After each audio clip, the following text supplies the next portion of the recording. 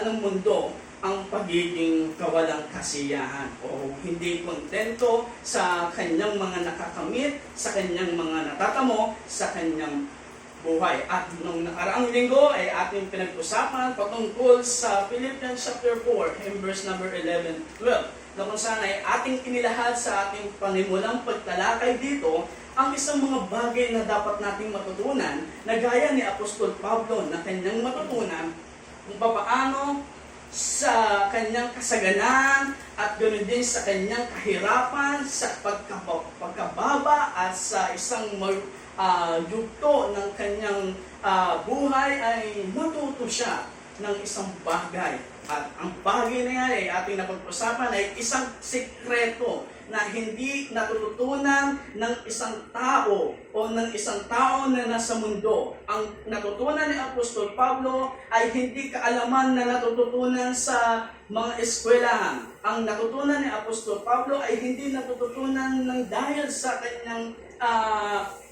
sa libro na ating mga nababasa. Ang natutunan ni Apostol Pablo ay tanging sa ngalan ng ating Panginoong Hesukristo, sa ngalan ng Panginoong Diyos, sa ginawa ng Panginoong Hesukristo sa kanyang buhay, ay natutunan niya na tayo pala ay mayroong tinatawag na access to God.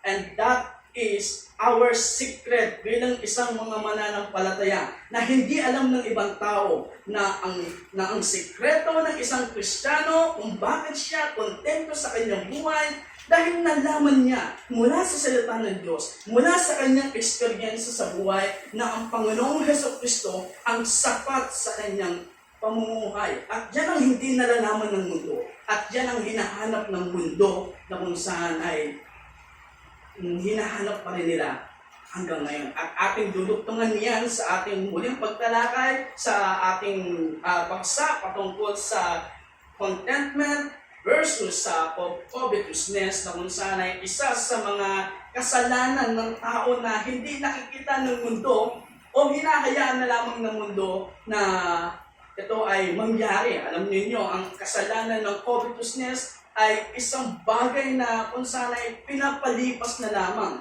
Ngunit ang pagpapalipas sa kasalanan ng covetousness ay isang kasalanan ng panimula upang ikaw ay maghangad at sa paghahangad mo ay nawawalan ka ng kapayapaan ng iyong kaisipan. At kung ikaw ay nawala ng kapayapaan sa iyong kaisipan, magsisimula na yan ang paghahangad mo.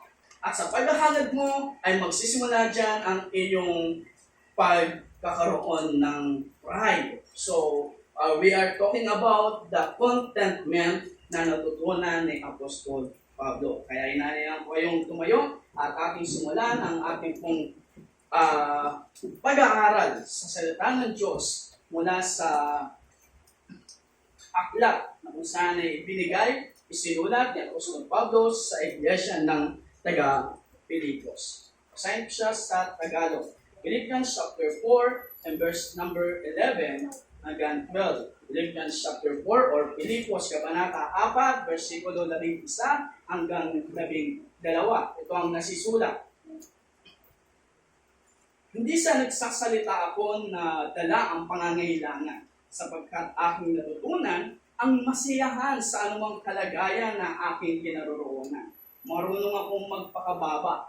Marunong din akong magpakasagana sa bawat bagay at lahat ng bagay ay natutunan ko ang lihim sa kabusugan at maging sa kabutuman at maging sa kasaganahan at maging sa kasalatan. Tayo manalangin sa ating Panginoon.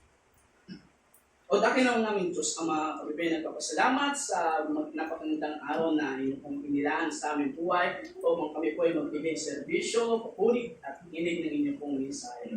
O Diyos, tanging sa dilim niyo lamang ng inyong mensahe, sa inyong dilim ng inyong pong mayamang habag at karunungan na nagmumula sa inyong salita, ang aming tanging panlaban sa mundo na kung saan ay kumakalap ang kaisipan na makamundo. O Diyos, tulungan niyo po kami sa aming pong buhay at ganoon din sa aming pong pag-aaral ay kayo pong siyang umalik na. Gamitin niyo naman po ang inyong pong lingkod upang maihatid ang inyong pong mensahe sa bawat isa at at sa mga nakikinig sa Facebook Live. Lahat ko ay aming dalangin sa ngalan ng aming Panginoong Jesucristo. Amen.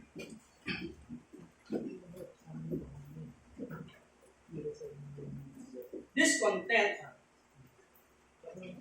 is such a destructive force, whether we talk of society or of individual. So bakit natin nabanggit na ang pagiging kawalang kasiyahan or discontent ay isang bagay na kung saan ay sumisira sa isang pagkatao o sa isang society. At tayo ay madalas na nakakapanood or kung kayo man ay mahilig sa panonood ng telebisyon o mga radyo na inyong napapakinggan at mas more sa pag-scroll sa Facebook Live. At marami tayong nakikita sa mga bagay na yon sa TV at napapakinggan sa radyo at nag-scroll sa Facebook Live ng mga bagay na kung saan ay magbibigay sa iyo ng atraksyon. At ano ang mga atraksyon na yon? Ang magsasabi at kanilang sinasabi, hindi ka magiging kontento, hindi ka magiging sapat kung wala ang produkto na kung saan ay aming ibinibigay o binibenta.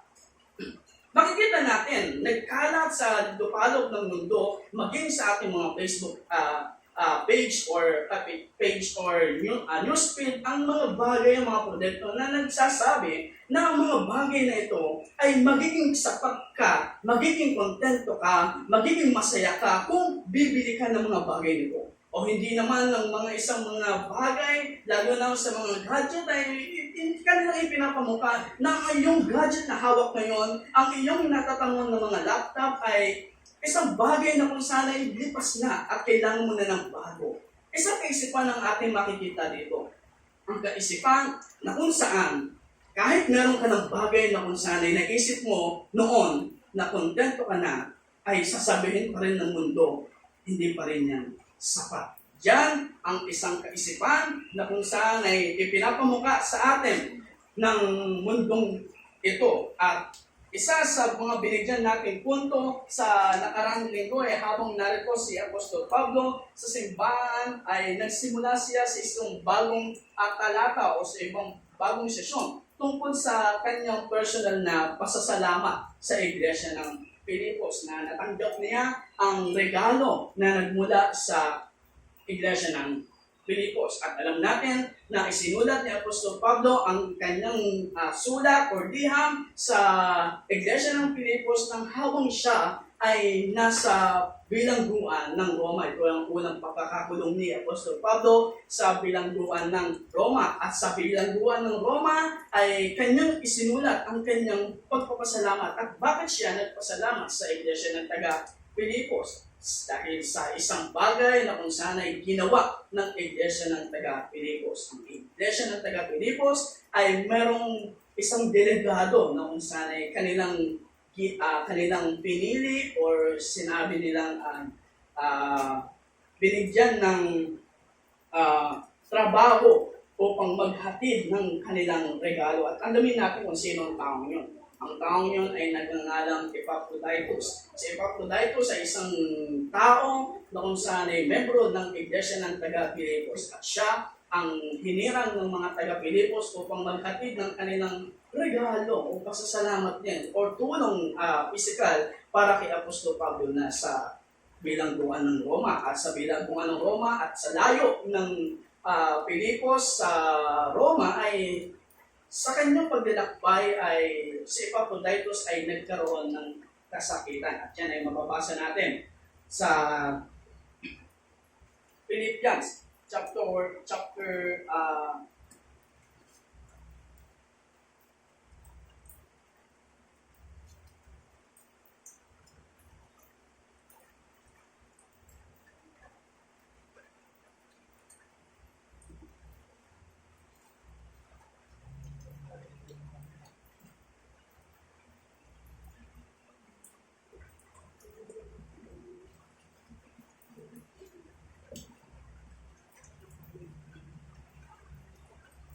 So, nasa chapter 2 siya ng Philippians. So, ngunit ang kanyang pagkakasalaysay sa Epaphroditus, no, kanyang binigyan ng komendasyon ni Pablo si Epaphroditus ay kanyang sinabi kay Epaphroditus ang isang kataga at tinawag ni Apostol Pablo si Epaphroditus na isang kapatid at kapwa manggagawa kay Kristo at kapwa sundalo sa Panginoon. At sa kanyang pagdating sa Roma ay inilaan ni Apostol Pablo ni Epaphroditus ang kanyang sarili sa gawain ni Kristo. At kapwa si Epaphroditus at si Pablo ay alagad ng Diyos na kanyang katulong sa gawain ng misyonero. At ating napakinggan noong sa prayer meeting ang 2 tauhan na kung saan ay tumulong kay Apostol Pablo, si Silas at si Timoteo na naiwan sa Berea upang alalayan ang mga bago pa lamang sa pananampalataya sa lungsod ng Berea. At narito sa Iglesia ng Pilipos ay merong isang nagngangalang Epaphroditus na kung saan ay naging katuwang ni Apostol Pablo sa pagbibigay at pangangaral ng Ebanghelyo. At nagpahayag si Apostol Pablo ng pasasalamat. Ngunit ngayon, nagpumilit si Apostol Pablo na ipaliwanag na hindi gaano ang regalo mismo ang pumukaw sa kanyang pasasalamat. At isang commentator ang siyang nagbigay ng kanyang pahayag o buod sa salita ni Apostol Pablo. At sinasabi niya ay ang kanyang pasasalamat o ang pasasalamat ni Apostol Pablo ay hindi gaya ng isang pasasalamat ng pulubi o nangangailangan na nabasa natin sa ating teksto na sinabi ni Apostol Pablo sa Kabanata 11 na hindi sa nagsasalita ako dala ng pangangailangan. Ngunit, hindi ito pasasalamat ng kawalang gawa. At bakit ganon ang ipinaliwanag ng Apostol Pablo dito sa mga iglesia ng taga Pilipos? At isa sa lalim na salita na kanyang binigyan ay ang salitang kasiyahan or salitang joy.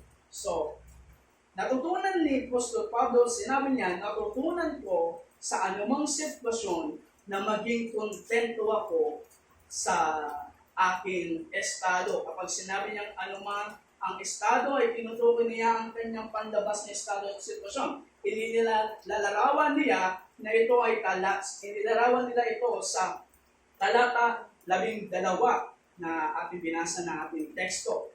Sinabi niya sa isa pang talata ay sinabi niya upang masagana at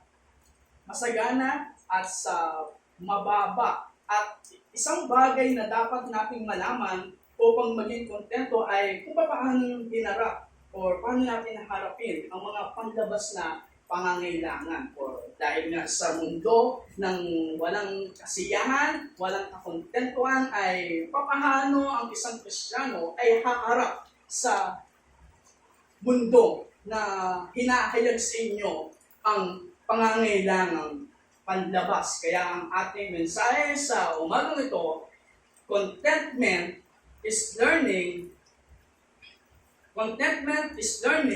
not to let external needs govern our joy. Contentment is learning not to let external needs govern our joy. Ang kasiyahan ay pag-aaral na huwag hayaang pangunahan o pangsiwaan ang panlabas na pangangailangan sa ating kagalakan. Alamin muna natin ang salitang covetousness. At ito ay unang inilahad ng Panginoon sa Exodus, kung saan ay inilahad niya sa 10 utos na ang salitang covetousness. At sa covetousness ay inalalahad dito na ang huwag mong hangarin ang mga bagay na meron ng iyong kapitbahay, ang kanyang mga hayop, ang kanyang mga alaga, ang kanyang mga alipin, at maging ang kanyang asawa ay huwag mong hangarin. At dito sa New Testament ay inilarawan din naman ito ng ating Panginoon. Ang covetousness is more on material in possession. Covetousness is governing desire possession. Covetousness is governing desire possession. So, aralin natin yung salitang governing and yung salitang desire. At maaari na maisip natin, bakit naman sinasabi na ang isang pagiging mapaghingi ay isang bagay na mali. Alamin natin ang salitang governing at ang salitang desire. Desiring and possessing something is not a sin. So, bakit naman hindi siya sin? Desire is not wrong, but governing desire is such a sin. Ipaliwanag natin ng mahigit.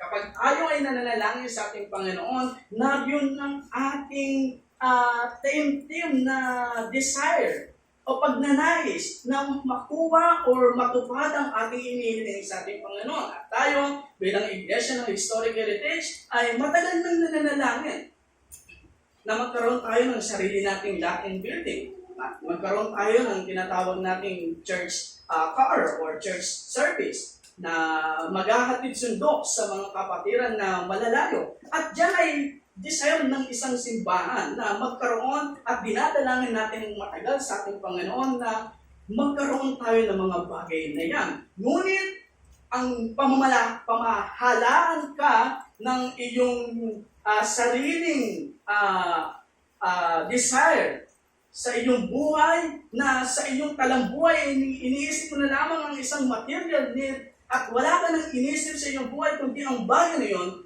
diyan siya nagsisimulang maging covetousness. Let God define your needs. Kaya sa aking pananalangin ay lagi nating sinasabi, kalooban mo, O Diyos, ang siyang mangyaring magganap sa aking buhay. Kaya let God define your needs. If it is not given, then it is not needed. Kung hindi binigay ang inyong panalangin, kung hindi sinagot ng Panginoon ang iyong panalangin, dahil alam ng Diyos na hindi mo yun kailangan. At alam ng Diyos kung ano ang iyong much more na kailangan.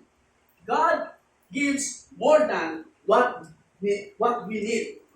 Na makakapamuhay pa tayo ng sapat bilang mananampalataya na wala ang bagay na iyon. Kung tatanungin, if you need anything, or kung sasabihin natin, or pupunta ka sa iglesia, at maglalagay kami ng isang karatula, at sasabihin namin, if you need anything, kung meron kang paghahangat sa mga bagay na gusto mong makuha, if you need anything, tell us, and we will teach you not to need it. Kung inyong tatanungin kami, ano ang iyong pangangailangan? Sasabihin mo sa amin ang iyong pangangailangan at sasabihin namin sa inyo, hindi yan ang kailangan mo. Ang kailangan mo ay matuto ka kung ano ang mga bagay na kung saan ay inilaan sa iyo ng ating Panginoon. At kanina na ating naibanggit sa ating Sunday School ang salitang success. At sa mundong ito, dinidefine nila ang salitang successful as something that you are well in good possession, or it is something that you are in good abundance, or meron ka na lahat ng iyong pangangailangan, kaya matatawag ng isang successful na tao. Ngunit, sinasabi ng Panginoon sa Luke chapter 12 and verse number 15, that is the word view. At sinasabi nila na ang bagay na kung saan ay meron ka ay isang bagay na makamundo at ang lahat ng makamundo ay lumilipas. At ganun din sa paghahangad natin na sa pangangailangan natin ay nangangailangan din tayo ng tinatawag natin pera.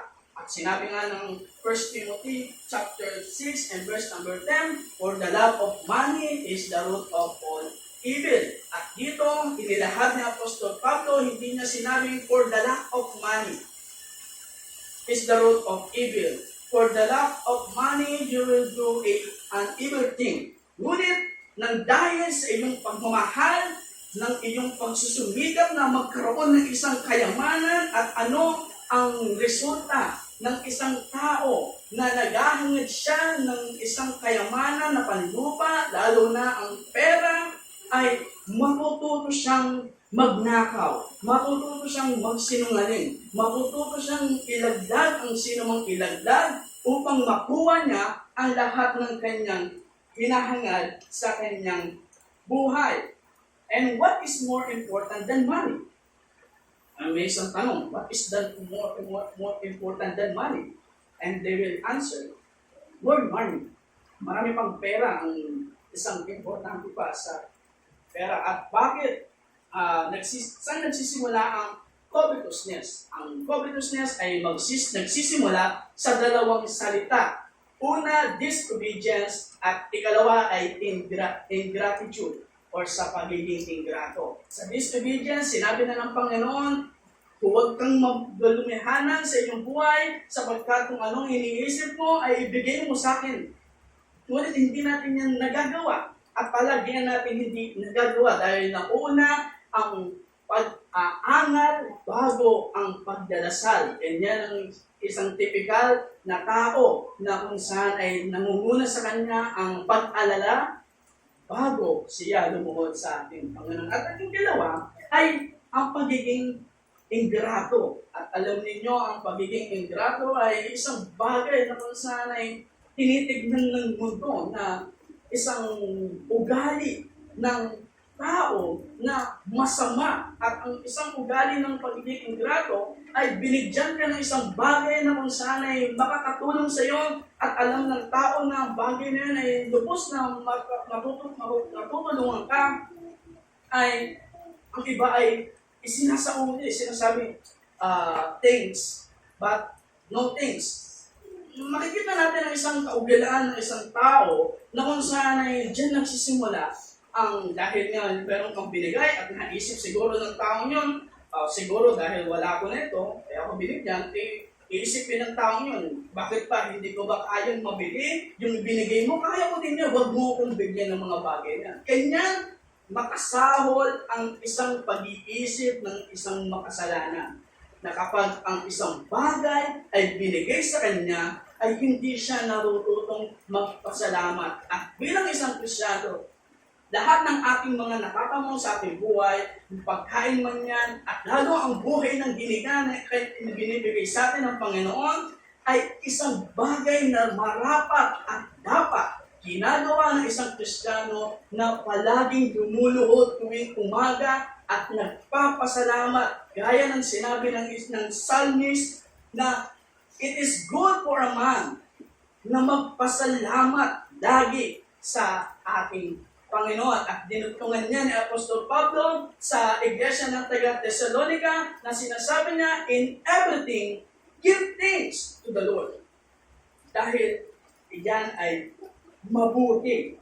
At ating napag-usapan din noong nakarang linggo, ang isang libro na kung saan ay ginawa ni Jeremiah Burroughs na kung saan ay pinamagatang The Rare Jewel of Contentment. At dito sa Rare Jewel of Contentment, ito ay sinulat as year 17th century at sa year 7th century na sinabi ng isang Puritan ang isang rare jewel contentment. And what is the real jewel of contentment? It is no other than Jesus Christ. And in the year 2021, sinasabi din natin ang isang rare jewel ay matatamo lamang ng isang Kristiyano kay Jesucristo. At sa kanyang libro, kanyang inilahad ang isang talata na sinasabi niya na the illusion of contentment is this. Anong illusion ng contentment na pangmundo? If I get this, I will be content. Kung makuha ko yung bagay na nais ko, magiging kontento, magiging masaya ang buhay ko. Kapag meron ako nito, magiging masaya ang buhay ko. That is the illusion of contentment. If you get it, you will be content.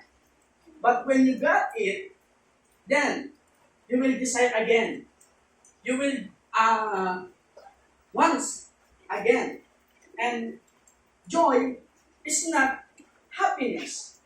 Happiness when you are in the external stimulus. But joy is the sense of privilege, and there is no in earth has more than joy than Christians because of the greatest privilege that was given unto us. Kaya, occupy your mind with greater blessings and live in thankfulness to God. That's the real way to mortify covetousness. Alam niyo, marami ang nagsasabi na ang contentment ay ang Tagalog niya ay kontento. Kung aking susuriin ang salitang contentment, ang Tagalog na salita niya ay kasiyahan. Iba ang kasayahan sa kasiyahan. Ang salitang kasayahan ay saya ang kanyang root word. Ngunit ang salitang kasiyahan ay ang kanyang root word ay kasya, sapat, kontento ka, masaya ka, nasisiyahan ka sa anong meron ka ngayon. At ganyan ang isang ugali ng isang Kristiyano na natamo niya ang tunay na kasiyahan. At ang kasiyahan ay ang tanging sa lilim ng ating Panginoon. Hindi nagpupumilit na gustuhin niya ang mga bagay na iyon. At muli natin balikan ang aking nabanggit sa aking introduction na maraming sa mundo na kung saan ay nagpapalaganap ng mga kanilang marketing strategy sa pagbebenta ng pagdinegosyo. At maaaring ma-question niyo ako na bakit mo nabanggit ang pagiging magbebenta lamang ako ng isang produkto ay isang uri na rin ng pagtetempt. Sa isang tao na sinasabi mong hindi ka kontento kung wala kang ganito na produkto ko, aking bibigyan ko niyan. Marketing strategy in the sense of marketing economy or to gain more profit is not a sin. Kung binibenta mo ang iyong produkto ng tapat talaga at hindi ka nagsisinungaling na sinasabi mong mapang-akit ng produkto nito, hindi masama ang bagay na yun. Ang masama ay kung ang produkto mo, binibenta mo at nagsisinungaling ka na ganito ang mangyayari sa mukha mo kapag binili mo to, yun ang isang bagay na kung saan ay masama. Ang pagbebenta ng tapat at totoo ay isang ugat at isang pamamaraan ng isang patas na pagnenegosyo. Kaya, lilinawin natin ang isang pagbebenta ay hindi masama kung ikaw ay nagsasabi ng katotohanan sa iyong binibentang produkto. Kundi kung ang pagbebenta mo ay isang bagay na kung saan ay gusto mong higitan pa ng iyong competitors ay dahil sa paghihigit mo, dahil sa paglaban mo sa iyong competitors ay magbibigay ka ng isang mga bagay ng mga salita na kung saan ay isang mapanlin lang sa tao. Ngayon, sa ating binasang teksto, narito si Apostol Pablo sa isang bilangguan. At sa isang bilangguan, si Apostol Pablo ay gaya din natin na isang tao. At kaya ng isang tao, tayo ay nagugutom, tayo ay nasasaktan, meron din siyang panglulumo, pagod sa kanyang katawan. Ngunit, isang salita ang kanyang binanggit sa mga talatang ito. At sa ating pag-aaral ay aking pinamagatan ang ating topic at pag-uusapan sa umagang ito na isang the genius of contentment o isang marunong sa kasiyahan. At ating binigyan ng nakaraang linggo ang salitang I learned. And in the word I learned is natutunan niya na ni Apostol Pablo ang dapat niyang matutunan. At ano ang mga dapat na ating matutunan sa umagang ito? Bigyan ko kayo ng 3 punto. Una, there are promises for external needs. There are promises for external needs. May mga pangako para sa panlabas na pangangailangan. Number 2, there are priorities to external needs. There are priorities to external needs. May mga prioridad na sa panlabas na pangangailangan. At ikatlo, there are privileges from external needs. There are privileges from external needs. May mga pribilehiyo mula sa panlabas na pangangailangan. At una natin bigyan sa ating paksa. Number 1, there are promises for external needs. Kapag may kamalayan tayo sa ating panlabas na pangangailangan, ang likas na ugali ng isang tao ay maghanap ng solusyon sa kanyang problema. At ganito ang isang prinsipyo ng mundo. At ganoon din tayo na maraming beses kapag nag-iisip tayo sa isang lunas o isang problema, ay ang lahat ay bumabagsak sa pera. Kapag may sakit, kailangan natin ng supply ng gamot. Upang makabili ng gamot, kailangan natin ng pera. Kapag may lubhang sakit, kumukonsulta tayo sa isang manggagamot. Ngunit upang tayo ay makapagkonsulta sa isang manggagamot, kailangan natin ng pera. Mayroong modernong, o narito ang isang modernong pag-iisip na ang idea na malulutas ng pera ang lahat ng mga problema.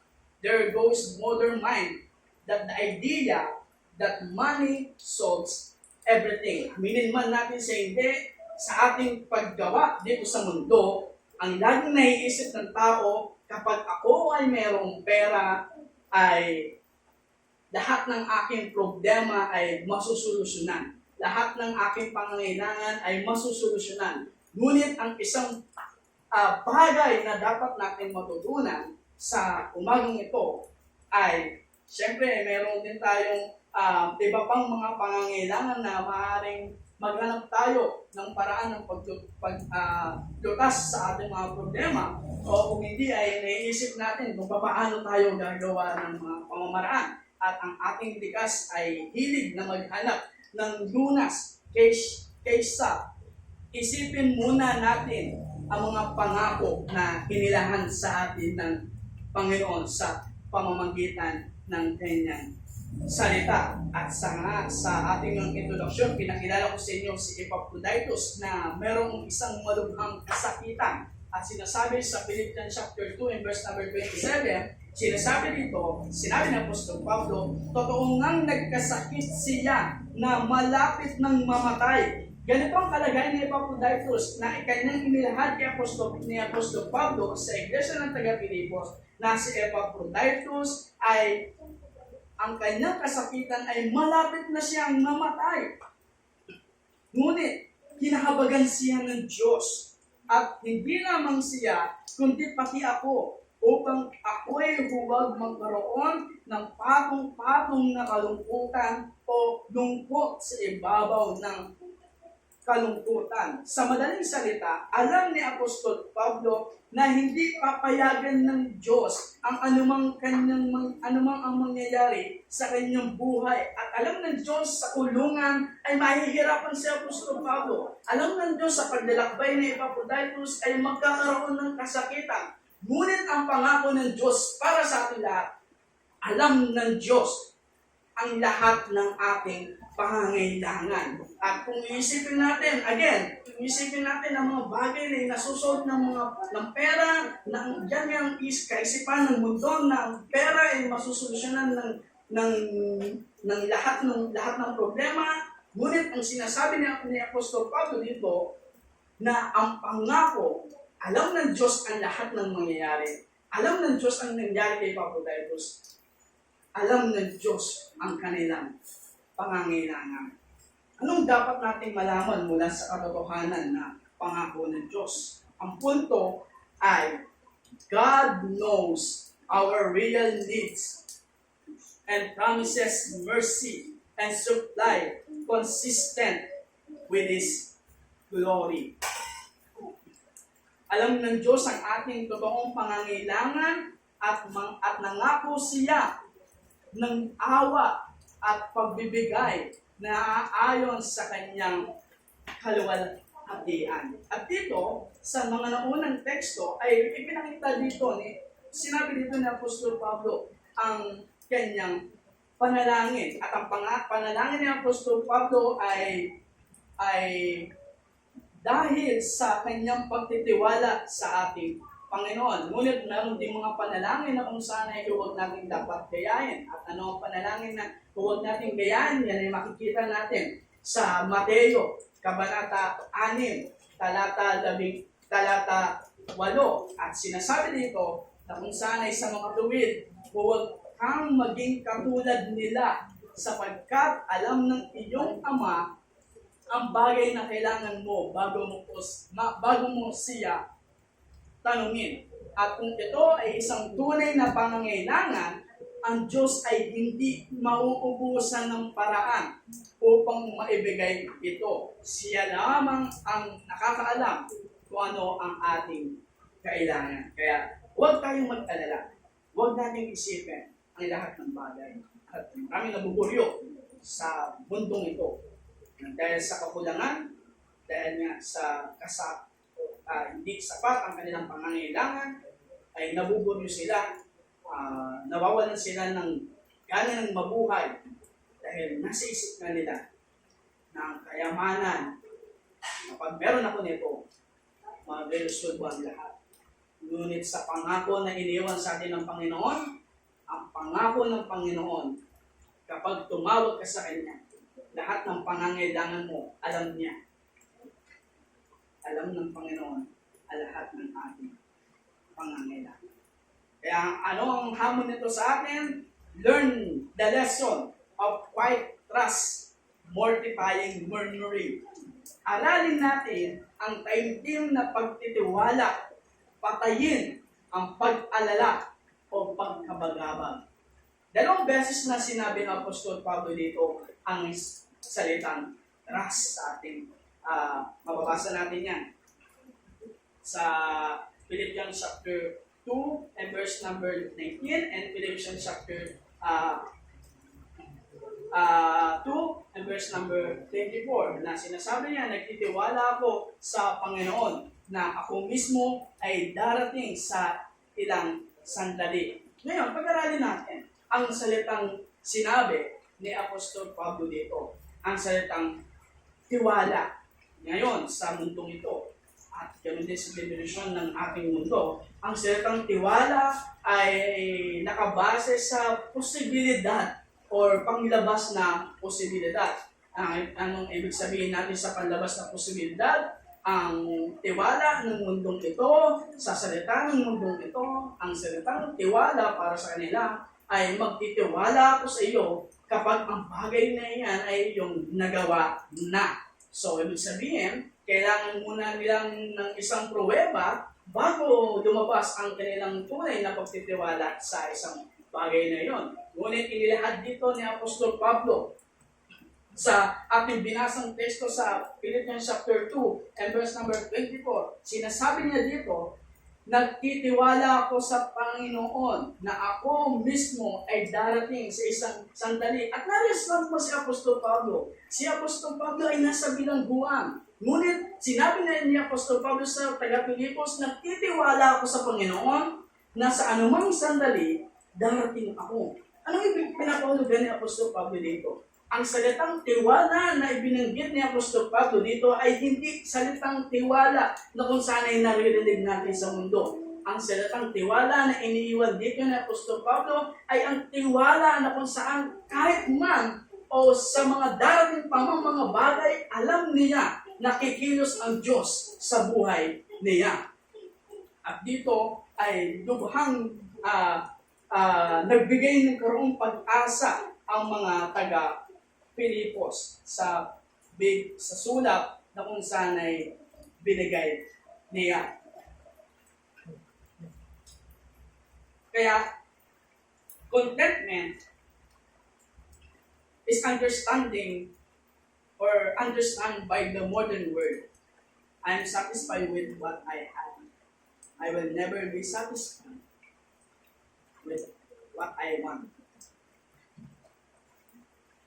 Kung hindi ka nasisiyahan sa kung anong meron ka, huwag mong bintangin ang iyong sarili sa pag-iisip na nasiyan ka sa gusto mo. Ito ang pangunahing pandaraya ng kawalang kasiyahan.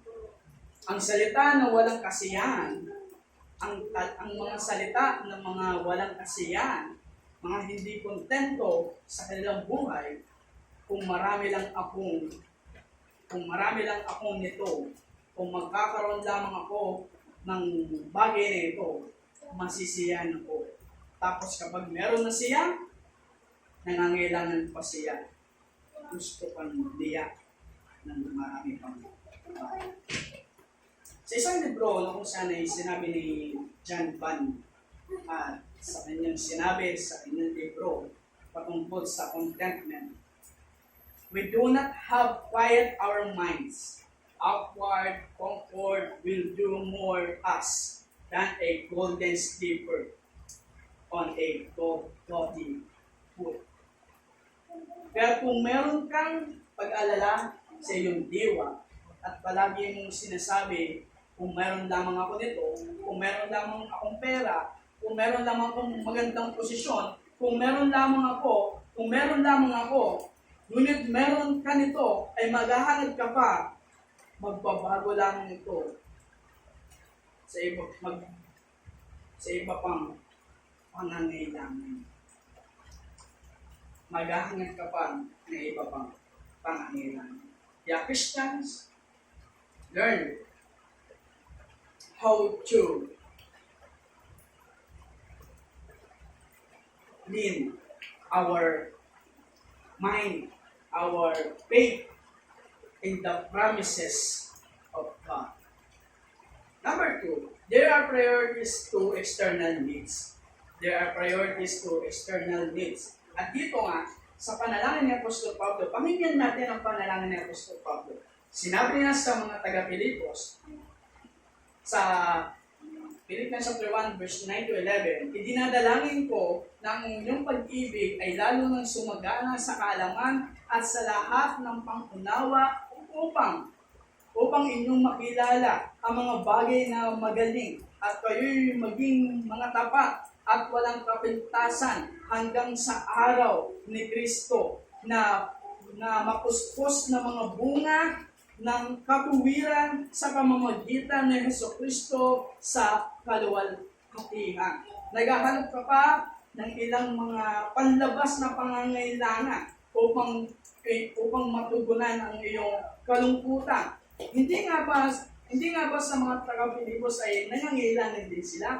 Hindi nga ba si Apostol Pablo ay nangangailangan din sila sa pangamba ng mga taga-Pilipos na sila na ang sunod na uusigin at sa pangamba ni Apostol Pablo na sa kanyang kakainin, narito ang mga prioridad na dapat natin matutunan sa mga panlabas na ating mga pangangailangan.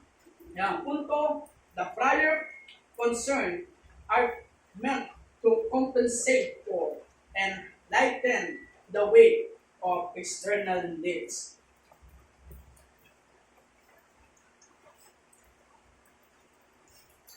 At paulit-ulit na binigyan din natin sa seryong ito kung ano ang kagalakan ng isang Kristiyano. Ito ang pakiramdam ng pribileyo ng Ebanghelyo. Kaya ang kasiyahan ay hindi natutupad kung ano ang gusto mo. At ang pagsasakatuparan kung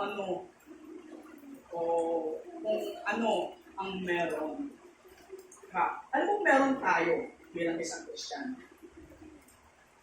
Ano bang meron tayo?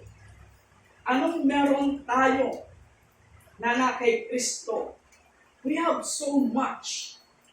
Ang problema is natatabunan ng ating mga mata ng mga malalabo or mga clouds na kung saan ay nagdirihin sa lubos nating pagtitiwala sa ating Panginoon. Meron tayong Panginoong Jesucristo na kayang magbigay ng lahat ng pangangailangan niya.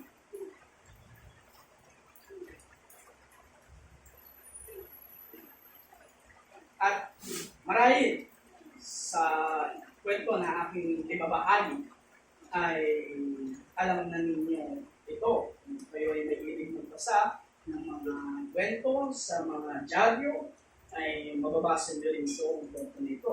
Meron isang kwento na kung saan ay isang binata na kung saan ay nag-alaga sa kanyang matandang tatay o matandang ama. At sa matandang ama nito ay meron siyang isang malaking hektarya at isang mansyon na kung saan ay ang natira na lamang ay ang kanyang matapat na anak. At ang kanyang mga kapatid ay nagsipag-asawa na. Ang batang ito ay talagang nagpalaga ng lubos sa maganda hanggang sa malagutan ito ng hininga. At alam natin kapag ang isang mayaman na tao ay nalagutan ng hininga, ang kayamanan ay maibabahagi sa kung saan ay naiwan ng namatay na tao yun. At nakita nga at hindi natuwa ang binata nang marinig niya sa isang lawyer ang isang last will testament ng kanyang tatay. Ang tatay nito ay nalagaan ko, ngunit ang nilagay ng tatay sa last testament, nariyan ang kanyang mga kapatid at siyang nag-alaga ng matagal na panahon. Inilahad ng lawyer na ang mansyon ay ibibigay dito sa magkakapatid. So, bilang isang tao na matagal nagsilbi sa tatay nito, ay pangunahin na agad nating nagiging reaksyon ay galit. Bakit siya pa? Bakit binigyan pa siya ng ganitong bagay? Ako ang nagpakahirap. At alam niyo kung ano ang binigay dito sa isang binata. Ang ibinigay sa binata ng kanyang ama ay isang mumunting bahay na kahoy doon sa gilid pa ng mansyon. O isang barong-barong o isang tubo ang inilahan. E bilang isang tao, isa itong para bang ang lalait din sa kanya. Ako nag-alaga sa iyo, kubo lang ipapamana ko. Ako, nag-expect ako ng bagay na kapag namatay ka, dahil ako ang nag-alaga, ibibigay mo sa akin itong mansyon na kung saan ay maiiwan mo. Ngunit ang ibinigay ay isang kubo. At dahil sa galit ay sinira niya yung kubo, yung barong-barong or wounded house na ipinamana sa kanya. At habang sa kanyang pagsisira ng mga gamit, ay nakita niya sa pader na nasira niya ang limpak-limpak na mga pinto na kung saan ay nakaparoon doon. Ano makikita natin? Nauna ang ating pag-angan, ang ating mga sariling galit kapag ang isang bagay ay hindi natupad o hindi naganap. Ang isang bagay na hindi natin isang bagay na ipinalangan natin sa Panginoon ay hindi nangyari. Nauuna lagi ang ating galit. Nauuna lagi ang ating pag-angal. Ngunit sa kwento na ating nakita na isang bata na nagalit siya at ipinamukha sa kanya ng tatay niya, ayan ang hinihingi mo. At sa atin, alam ng Diyos ang lahat ng bagay. Alam ng Diyos ang ating pangangailangan. At kung hindi mo man yan makamit, kung hindi man yan ibinigay sa iyo, ay hindi mo pa siyan kailangan pa. Hindi mo pa kasi yan kailangan pa. Kaya if it's not given, then it is not needed. Now, the challenge is, be thankful for the greater blessings and you will learn contentment with the smaller ones. Maging mapagpasalamat ka sa mga dakilang mga biyaya na iyong mga nakakamit at matututunan mo ang tunay na kasiyahan sa isang maliit na bagay. Let your joy be grounded on the things that the matter most will last for eternity. Now, saan may sinasabi ng if it is not given, then it is not needed. Ngayon, ating babalik na rin. Kung hindi binigay sa atin ng Panginoon, maaari maisip natin dahil hindi nga ito kailangan. At kung ating babalik na rin, kung ibinigay sa atin ng Panginoon, pangangailangan ba natin ito? Maaari masabi natin, oo, talagang binigay sa iyo ng Panginoon, Kahit hindi mo man yan hingin, meron talagang mga instances sa ating buhay Kristyano na may mga bagay na kung sana hindi natin ini-expect, pero binigay sa atin ng Panginoon. Merong mga bagay na kung saan hinihingi mo sa Panginoon, yun hindi ibinibigay. Ngunit ang isang masama sa isang tao na kung saan ay nagpupumilit, na kung saan ay hingin ang mga bagay na ginugusto niya. Sinabi ng awit, Kabanata 106, talata 15, sinasabi dito, ibinigay niya sa kanila ang kanilang hinihiling. Ngunit nagpadala ng nakakapanghina na karamdaman sa gitna nila. Kaya ibig sabihin dito, merong bagay na kung sana dahil nagpupumilit ka, sige, binigay ng Diyos upang matutunan mo na yung bagay na ibinigay mo ay hindi dapat o hindi marapat sa iyo. Merong mga bagay na kung saan ibinibigay sa atin ng Panginoon upang meron din tayong matutunan na sa lahat ng bagay, matutunan natin sa ating pagtingin sa Panginoon. Tuwing sa panalangin, alamin natin ano ba ang ating o ang iyong kalooban o dakila ng Diyos. Kaya tanungin natin ang ating mga sarili. Kayong nauupo, kayong nanonood sa ating Facebook Live, suriin natin ang ating mga sarili. Ako pa ba? Mayroon pa ba akong kagalakan sa pagtungo lagi natin sa panambahan? Bagamat tayo ay naririto, ngunit sa inyong mga sarili mga puso, maaaring maibigay nyo sa amin ang ngiti, ang saya, ang inyong sariling atensyon, ngunit ang inyong mga puso, ang inyong kalooban. Totoo pa ba ang inyong pagsamba? Totoo pa ba ang inyong pananalangin sa Panginoon? Alam niyo ang isang masama o isang nakakatakot sa isang Kristiyano na kapag siya ay nananalangin sa ating Panginoon, ay para bang shallow. Alam niyo yung shallow? Parang wala ka nang ginakausap. Nagsasalita ka na lamang. At ganoon din sa isang panambahan. Tuwing tayo nag-aawitan, umaawit ka na lang ng walang kasiyahan. At yan ang isang bagay na dapat mong pagtunang pansin sa Panginoon. Humarap ka sa Panginoon. O aba ako, o aking Panginoon, tulungan mo ako sa aking pagkakasalansang sa kasalanan.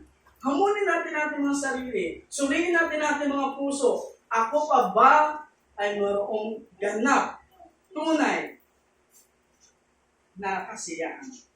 At yan ang mga prioridad ng mga pandabas na dapat natin tuntunin. Meron mga bagay na ibinibigay talaga ng Diyos kahit hindi natin kailangan.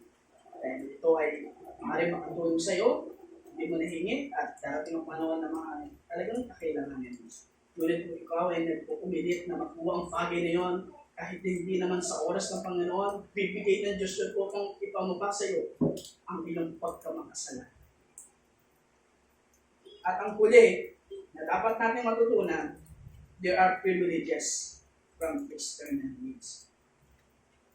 Mayroong mga pribileyo sa mga panlabas na pangangailangan. At sinabi ni Apostol Pablo sa Filipos chapter 1 and verse number 12, sinasabi dito, ngunit nais kong malaman ninyo mga kapatid, na ang mga bagay na nangyayari sa akin ay naging dahilan para sa pagpunlad ng Ebanghelyo. Si Paul ay halos na nagpapasalamat sa kanyang pagkakabilanggo dahil sa kung ano ang naging mga bagay na tungkol sa misyon ay higit pa diyan ang kanyang inaasahan o inasahan. So, si Helen Keller ay isang bulag at isang pipi at bingi sa United States. At meron siyang isang picture sa kanyang karamdaman. Tinuturuan siyang basa sa pamamagitan ng mga makabagong material ng magbabasa. At yan si Ann Sullivan. Si Ann Helen Keller, bagamat siya ay bulag, pinging, at masasabi natin wala na talaga siyang parabang sa atin, wala ka ng pakinabang. Ngunit sa kanyang pagiging bulag, sinabi niya, lahat ay may mga kababalaghan na kahit sa kadiliman at nakahimikan. Binigyan siya ng parangal ng US Congress at ng Pangulo para sa kanyang ambag sa pag-aaral dahil nagbigay siya ng isang malaking ambag sa pag-aaral ng mga bibi at pingi at bulag. At bagamat ganito ang kanyang kalagayan, maaaring masabi natin na ang taong ito ay maaaring maghimagsik sa ating Panginoon. At dahil nga sa karamdaman niya, ay dahil pingi siya, pipi siya, bulag siya, ay maaaring masabi natin maghimagsik na lang siya. Pero hindi ganun ang kanyang sinabi. Dahil alam niya, sinabi niya, natutunan ko na mayroong kababalaghan kahit sa katahimikan at kadiliman. At ganyan din si Anne J. Crosby. Sa kabila ng kanyang kabulagan, kadiliman ng kanyang buhay, ay hindi niya hinangad na maghimagsik sa Diyos. Ngunit ginamit niya ang kanyang talento sa pagsulat ng titik ng mga himno at paglalapat ng mga tono sa mga himno na kanyang binibigyang pansin sa mga himno. Ano makikita natin dito?